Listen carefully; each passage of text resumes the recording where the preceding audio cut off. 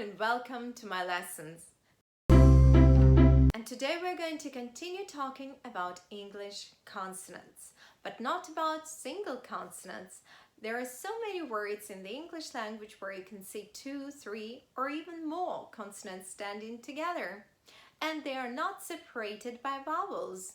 For example, like in these words. Look at these words. Are they hard for you to read? But at the end of the lesson, you'll be able to read these words and practice and learn how to read many more other words like this. Okay, let's get started. And the topic of today's lesson is consonant digraphs. A consonant digraph is a combination of mostly two consonants that stand together and are not separated by vowels, and they form a single speech sound. There are two ways of reading consonant digraphs. Sometimes these combinations result in one letter becoming silent, so we don't pronounce it, or the pair produces a unique sound that neither letters would form on its own. In other words, they represent a brand new sound. In order to make it easier for you, I decided to divide this topic into two parts, and we're going to speak about silent letters in the next video, but in today's video we are going to focus on those consonant digraphs that represent brand new sounds.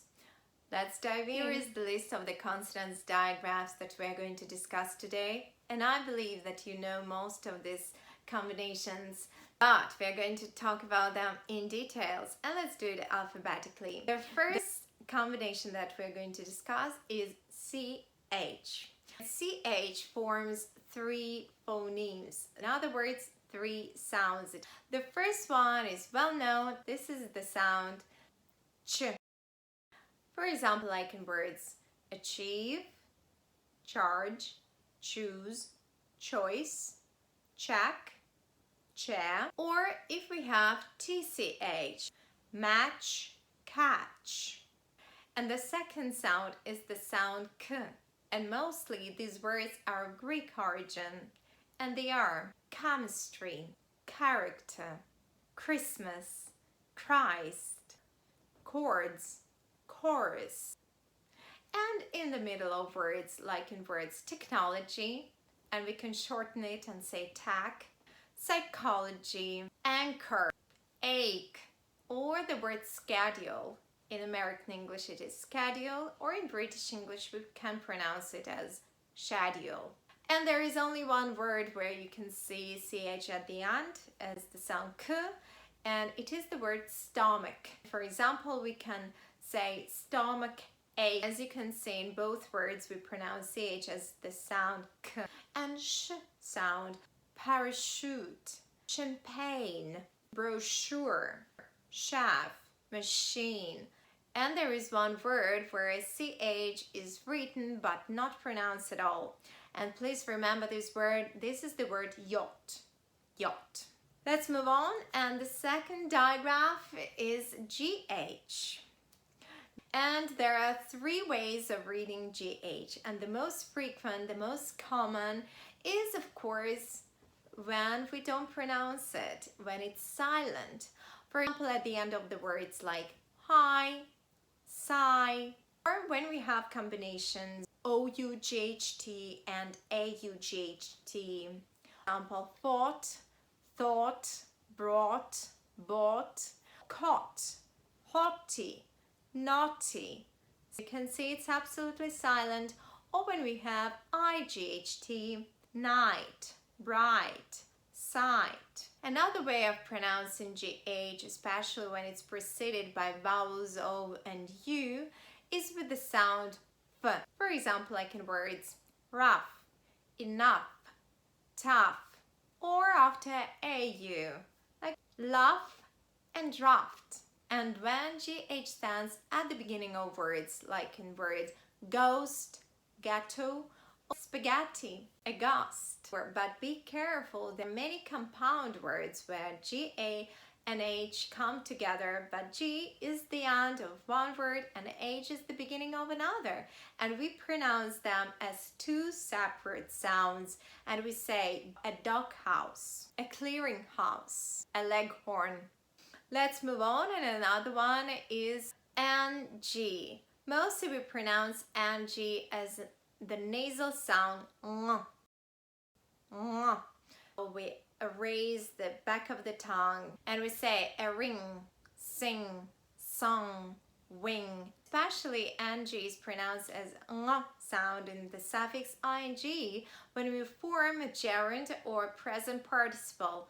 For example, running, singing, laughing, loving.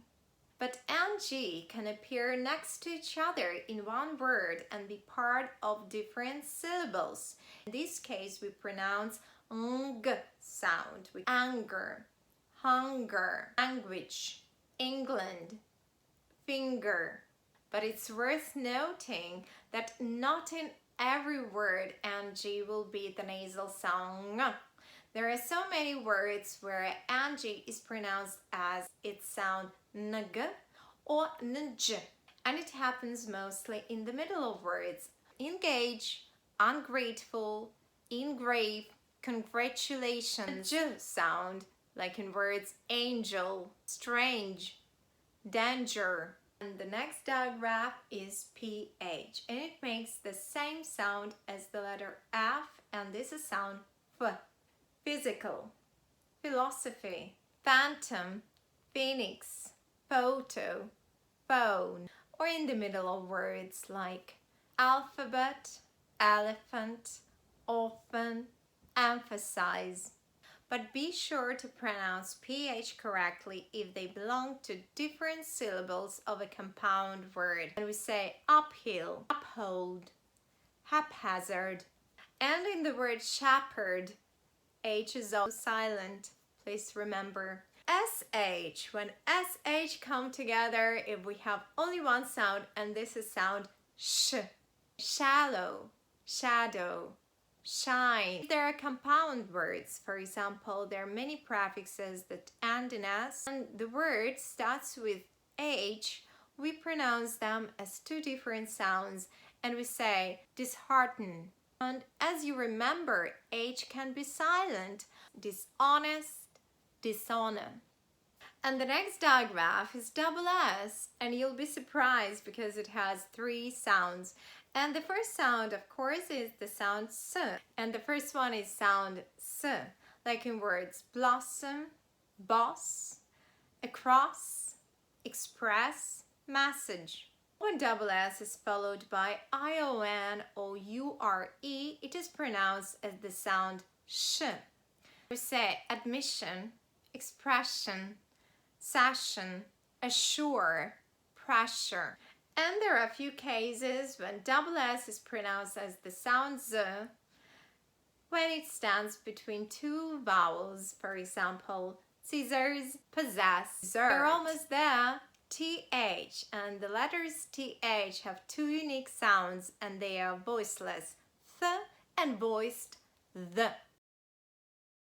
And please make sure that you put the tip of your tongue to your upper teeth. We pronounce the sound th at the beginning of nouns, verbs, adjectives, adverbs, numbers. For example, think, thank, thought, heard, theater. The sound at the beginning of pronouns, articles, prepositions. The, this, that, they, other, though, thus. In the middle of words, we need to learn them because it can be either th or the. Author, cathedral, mathematics, nothing. So the, brother, father, mother, rhythm, weather. Or at the end of words, if we have a noun, we pronounce the sound th. If it is a verb and it ends in e, we pronounce the sound the. A bath, but to bathe. A breath, but to breathe. And there are some proper nouns where we pronounce th as the sound t. We say Thames, Thailand, Teresa, Thomas. And one common noun, but it's only one, and we say time. And it's important to remind you that again, if it is a compound word, we pronounce it as two different sounds. Anthill, lighthouse, shorthand. WH, mostly WH is pronounced with the sound W, like in words what, when, where, why, whale, whim. But if WH is followed by O, we pronounce H sound instead, and we say who, whom, whose, whole. Okay, this is it, and now we can finally read these words, and they are stomachache, shepherd, nephew, whim, thought, through, haphazard. Thank you for your attention. As I told you, in the next lesson we are going to continue this topic and we are going to practice silent letters there. Practice all these words all over again, and I believe that they will help you and they will improve your reading skills. That's it for now. Thank you so much, but let's be in touch. That's why please subscribe to the channel in order not to miss this next video about silent letters. Please practice all the things that we've learned and see you next time. Bye bye.